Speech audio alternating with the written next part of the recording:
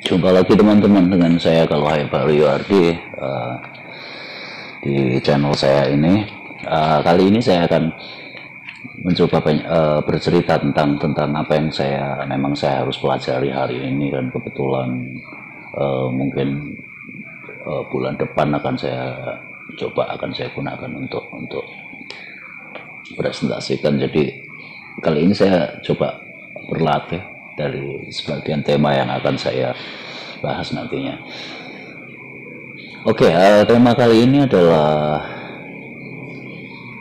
saya tadi barusan membaca atau mencari-cari untuk mencoba mempelajari biar tidak salah dalam memahami, tapi saya menemukan beberapa yang cukup sederhana dan mungkin akan mudah saya pahami di sini, yaitu tentang ecological literasi atau literasi ekologis. Nah, di sini saya mencoba menggali pengertiannya. Saya memang ada beberapa materi lain yang memang harus saya baca. Hanya saja saya coba untuk mencari sederhananya dan bagaimana saya akan mencoba memahami pelan-pelan. Dan di sini kita akan coba lihat apa sih itu. Mungkin kalau untuk mempelajari seperti biasanya, saya akan mempelajari ketika ada istilah ecological literasi atau literasi ekologis. Di sini saya akan coba pecah dulu. Jadi di sini apa itu literasinya dulu saya coba tahu, lalu kemudian ekologis apa sih itu sebetulnya, paling enggak untuk pengertian sederhananya. Dan ini semoga nggak panjang-panjang untuk kali ini saya dalam membuat konten kali ini, tapi mungkin semoga ini juga berguna. Dan bagi teman-teman, atau juga kalau misalnya menemukan beberapa yang kurang pas, silahkan bisa di komen atau memberikan saya petunjuk lebih lanjut untuk untuk mempelajarinya lebih dalam. Oke, pertamanya saya akan mencoba dan menemukan 3 definisi tentang literasi di sini. Pertama adalah literasi menurut National Institute for Literacy. Di sini dia mendefinisikan bahwa literasi itu adalah kemampuan seseorang untuk membaca. Oke, kita tahu literasi sejauh ini, angka literasi itu apa? Seringkali secara sederhana didefinisikan sebagai angka melek huruf atau identifikasi untuk menilai sebanyak apa sih orang-orang yang bisa baca tulis. Jadi istilahnya kalau zaman dulu ada istilah bebas 3 buta. Jadi buta di sini bukan karena tidak belum melek huruf, maksudnya belum bisa membaca sebagaimana alfabet, sebagaimana kita membaca teks atau membaca buku. Nah, di sini kemudian juga selain membaca, di sini juga bagaimana seseorang menulis, berbicara, dan memecahkan masalah yang diperlukan untuk segala aktivitas pekerjaan, lalu kemudian dalam keluarga, untuk segala hal yang dalam keluarga dan juga di masyarakat. Jadi di sini memang kalau untuk angka literasi tadi hanya sebatas tingkat melek huruf, tapi pada dasarnya yang dinamakan literasi di sini adalah bagaimana seseorang untuk membaca sekedar membaca untuk tahu, dan membaca kemudian untuk memahami, itu kemudian dari lingkungan teks. Tapi di sini ternyata lebih dalam lagi, dalam arti pemahaman, atau kemudian selain pemahaman di sini seseorang bisa membaca situasi, dalam tanda petik membaca situasi, bisa memaknai situasi, bisa melihat tanggap terhadap lingkungan. Nah, di sini nanti kaitannya dengan ecological literasi ini adalah ada tanggap, perhatian, peduli, atau mungkin kalau bahasa Jawanya titen atau niteni, atau menandai, dan kemudian tidak melupakan itu dan menjadi pengalaman, atau istilahnya berikutnya dia akan bisa menerapkan bagaimana apa yang dia pahami itu menjadi seorang yang tanggap terhadap baik itu lingkungan, baik itu banyak juga istilahnya kayak rambu-rambu lalu lintas, ekspresi seseorang. Oke, ini tadi yang pertama dari National Institute for Literacy tadi. Lalu kemudian EDC atau Education Development Center juga menjabarkan pengertian apa namanya di sini literasi. Di sini lebih mulai sedikit dalam lagi, yaitu kemampuan individu menggunakan potensi yang dimilikinya. Potensi yang dimilikinya di sini ya banyak hal. Secara visual kita bisa melihat sesuatu, kita bisa mendengarkan sesuatu. Jadi ketika kita bisa memperhatikan, bisa menangkap, bisa memahami, ya dalam arti bahasa lain atau bahasa kita sendiri atau bahasa komunikasi, kita tangkap dengan telinga dan kita pahami, itu juga menunjukkan apa namanya kemampuan literasi kita, kemampuan kita dalam membaca sesuatu. Kemudian yang diminta dan tidak sebatas kemampuan baca tulis saja. Jadi membaca atau literasi atau apa itu bukan hanya sebatas teks dalam arti ABC. Nah, nanti kalau misalnya yang lebih lanjut saya sering berbicara tentang reading text ketika teks itu bukan cuma ABC, kata, huruf, kata, kalimat, paragraf, buku, tapi segala macam yang bisa dibaca, yang bisa dibaca dengan atau diinterpretasikan oleh kita, dan dengan ya pemahaman kita, dengan pengalaman kita, dengan berbagai macam referensi kita akan bisa membaca banyak hal. Dan teks bisa juga nanti akhirnya didefinisikan menjadi segala sesuatu yang diproduksi oleh manusia, segala sesuatu yang diciptakan oleh manusia, baik itu termasuk penataan ruang, lalu kemudian bagaimana fashion dan lain sebagainya. Itu nanti akan menunjukkan sesuatu, sebetulnya akan menunjukkan sesuatu dan dapat kita baca. Jadi bagaimana, kenapa orang berseragam ini, berarti dia teridentifikasi ketika dia pakaiannya compang-camping, itu gelandangan dan lain sebagainya. Lalu kemudian di sini United Nations of Education and Science Organization atau UNESCO ini menjelaskan bahwa literasi adalah seperangkat keterampilan. Kita punya banyak keterampilan yang keterampilan di sini dilihat sebagai keterampilan kognitif, sebagai keterampilan cara berpikir kita, cara kita membuat konstruksi di dalam kepala kita. Lalu kemudian itu akhirnya nanti akan digunakan juga untuk memaknai segala hal. Lalu kemudian ya keterampilan secara kognitif tentu saja segalanya bisa diperoleh dengan belajar. Kemudian juga ya seringkali literasi dihubungkan dengan kompetensi akademik, tingkat pendidikan dan lain sebagainya. Tapi saya rasa di jalan raya saya tidak melihat relevansi atau melihat hubungan yang jelas antara tingkat pendidikan, tingkat sosial ekonomi dengan literasi mereka.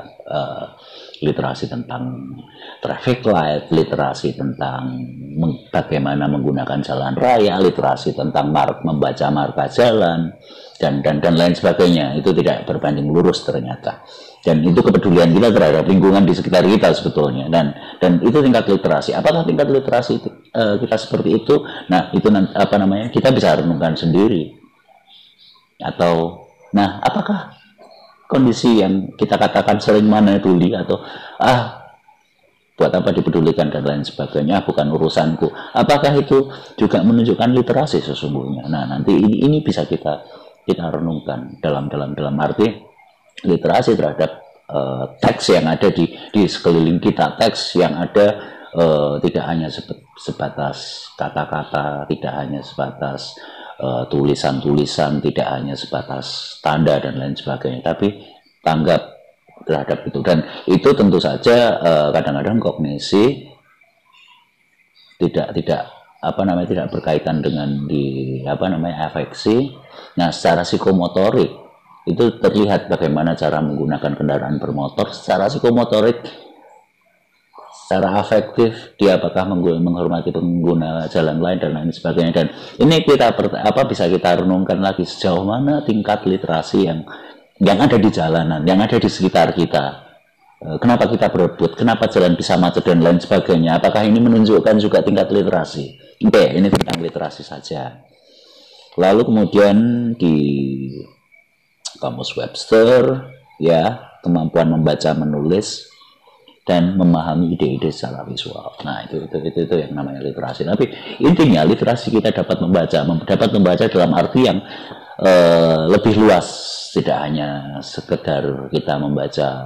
Saya tidak tahu kalau sekarang pakai membaca itu belajarnya pakai ini budi atau apa. Saya tidak tahu untuk anak sekarang, karena anak saya tiba-tiba bisa membaca. Oke, seperti itu. Dan kemudian literasi ekologis tadi ya. Nah, sekarang kita lihat, kita coba ekologis itu apa sih? Jadi memang sudah. Nah, di sini bisa kita lihat bahwa ekologi di sini adalah sebuah kesatuan atau sistem yang ada dalam lingkungan kita. Dan itu ada di dalam ekologis ya. Tadi, dan di dalamnya terdapat unsur-unsur yang sering kita katakan ekosistem. Tadi ekologi, di dalamnya ada ekosistem. Ketika kita berbicara tentang ekosistem, di sana ada dua hal yang bisa yang kita katakan biotik atau hidup, bisa tumbuh, bernafas, ada respirasi dan lain. Bernafas lalu kemudian bergerak dalam arti memiliki kebutuhan metabolisme dan lain sebagainya, atau hidup. Itu sering kita sebut unsur atau bagian biotik. Lalu kemudian ya di sini manusianya, lalu kemudian vegetasi atau tumbuh-tumbuhan, lalu kemudian fauna, hewan-hewannya, termasuk mikroorganisme di sana, dari mulai yang kecil tak tampak mata sampai dengan sesuatu yang besar sekali. Lalu kemudian di situ dalam lingkungan itu tentu saja ada yang melingkupi udara di sini. Oke, udara bisa kita katakan kondisi udara dalam atmosfer itu adalah ya iklim, cuaca, dan faktor-faktor lainnya udara. Lalu kemudian segala hal yang berkaitan dengan hidrologi atau air, baik itu air dalam wujud apapun, ya, air tanah, air permukaan, air yang wujudnya gas, dan lain sebagainya. Yang tadi kaitannya dengan cuaca juga.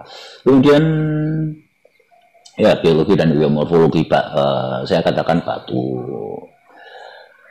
kerikil, tanah, kemudian benda-benda lainnya yang ada di alam yang tidak hidup. Di sini juga termasuk morfologinya, tinggi rendah suatu tempat, dan dikatakan bahwa ekologi tadi adalah interaksi dari itu semua. Dan interaksi itu kadang seperti kita bisa interaksi itu mungkin semacam, bisa juga kita katakan semacam simbiosis.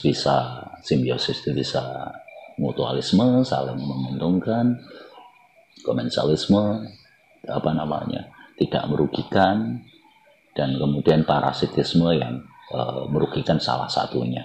Nah, manusia kadang-kadang ketika kita lihat dalam bumi ini, ya mungkin dapat dikatakan sebagian besar hampir seperti parasit, atau seperti ya jamur kulit misalnya. Kulit bisa rusak, seperti bentang alam juga bisa rusak oleh manusia. Gunung bisa jadi dataran, kemudian bisa jadi danau bahkan ketika suatu tempat itu ditambang. Oke, di sini ini tadi ekologi. Ya, kita bayangkan ekologi adalah suatu ruang, suatu lingkungan, suatu space, suatu lingkup yang di dalamnya ada sistem yang namanya sistem dalam ruang. Dan ketika kita berbicara ekologi, kita tidak akan lepas dengan ekosistem seperti itu. Oke, berikutnya setelah ekosistem, ternyata baru 2 slide aja sudah hampir 15 menit. Oke, selain ekosistem, nah sekarang kita gabungkan keduanya, coba kita gabungkan. Dan ini salah satu pelopor yang memunculkan istilah literasi ekologi ini adalah Fritjof Capra. Bukunya baru tadi saya temukan gratisannya. dengan cara ngebrak sesuatu, akhirnya bisa saya temukan. Nah, di sini literasi ekologis itu tadi kan literasi membaca ekologis adalah lingkungan. Nah, ketika kita terapkan kedua kata ini adalah pada dasarnya merupakan pemahaman kita terhadap prinsip-prinsip organisasi atau istilahnya bukan organisasi. Oke, kita katakan pemahaman terhadap prinsip-prinsip tatanan ekosistem. Organisasi ini kita lihat sebagai sebuah susunan atau tatanan ekosistem dan juga penerapan atau penggunaan potensi-potensi dari penataan ekosistem itu tadi untuk memahami bagaimana membangun masyarakat manusia secara berkelanjutan. Berkelanjutan ini dari kata sustainable dan kemudian istilahnya kita juga sering mengatakan kelestarian dan tetap memelihara keseimbangan. Ini adalah pengertian dari literasi ekologis. Jadi bagaimana kita memiliki pemahaman dan langsung menerapkan dalam kehidupan sehari-hari, terinternalisasi atau belum, bahwa kita seringkali juga sebetulnya mungkin istilah lama menjalani kehidupan yang berwawasan lingkungan, mungkin istilah lama seperti itu, nanti bisa kita diskusikan di sini atau di tempat lain. Kemudian dan tadi hasilnya dari ekoliterasi itu adalah kita telah menginternalisasikan atau kita memiliki seperti saya yang sampai hari ini belum juga berwawasan berliterasi ekologis seperti saya masih merokok. Mungkin kalau di antara manusia saya merugikan, tapi ketika di siang hari saya bersama pepohonan, fauna itu saya sebetulnya melakukan sebuah simbiosis, saya bertukar oksigen dengan karbon. Tapi itu alasan saya aja. Oke, di sini hasilnya adalah wawasan ekologis yang berkelanjutan atau istilah dulu kita berwawasan lingkungan dan istilah berwawasan ekologis berkelanjutan ini sebetulnya tadi sih saya lihat atau saya coba mengacu atau mengkira-kira bahwa ini adalah referensinya adalah istilah pada sustainable ecological, jadi ekologis yang berkelanjutan. Jadi di sini ketika kita memiliki pandangan seperti ini, kita masih bisa memperhatikan dan mempertimbangkan keberlanjutan, kelestarian, bahwa hutan sekarang ada, besok juga masih ada, walaupun kayu dan produk-produk hutan itu kita manfaatkan. Nah, tapi besok masih ada, tidak kita habiskan, tidak kita rusak dan besok udah jadi gurun dan ternyata tidak bisa tumbuh lagi. Nah, bukan seperti itu, tapi gimana caranya, bagaimana menjalani kehidupan begitu kita mengkonsumsi atau memanfaatkan sumber daya alam di sini tanpa merusak ekologinya. Kalaupun menimbulkan kerusakan, ya kerusakan itu bisa dipulihkan baik secara natural atau kita upayakan. Dan itu tidak mungkin terjadi tanpa kita memiliki kepedulian yang seperti saya katakan tadi. Ya biarin toh ada orang seperti kita bisa aja buang sampah, toh nanti ada yang membersihkan. Toh mereka ada orang-orang yang dibayar, toh ada pegawai kebersihan dan lain sebagainya. Nah ini kadang-kadang memang mungkin dikatakan benar juga, tapi di sini kalau misalnya kan tidak setiap saat segala hal itu bisa dibersihkan oleh mereka yang bertugas. Ada kalanya kita harus memanfaatkan sesuatu atau kita ingin lingkungan kita bersih, ya kita bersihkan aja, kita rapikan aja, kita jaga keseimbangannya saja tanpa harus menunggu apapun. Toh itu semua juga buat kita sendiri. Atau jangan-jangan toh nanti orang lain juga dapat. Atau kalau orang lain juga melakukan seperti itu kok. Kalau tidak kita mulai dari kita, dari mana lagi kita? Nah seperti itu. Oke, 19 menit dan hampir 20 menit. Oke, sekian dulu video saya kali ini, konten saya kali ini, dan konten saya kali ini juga ya sangat-sangat sederhana juga karena sebetulnya kalian sendiri atau teman-teman semua juga bisa baca karena saya ambil sebetulnya dari Wikipedia. Oke, terima kasih. Salam.